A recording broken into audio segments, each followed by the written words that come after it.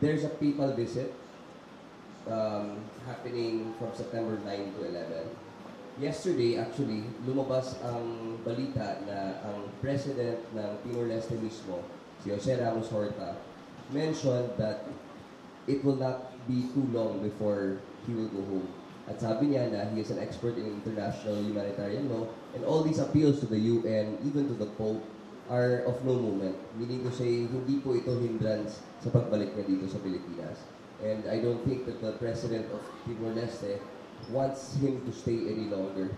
So ready na po tayo, nag-coordinate din po tayo sa DILG. Again, this is a whole-of-government approach that we are doing in the case of former Congressman Teves. And we hope to execute everything, our operation, right after the papal visit. Well, that will depend on the authorities of Timor-Leste. Tanong na lang,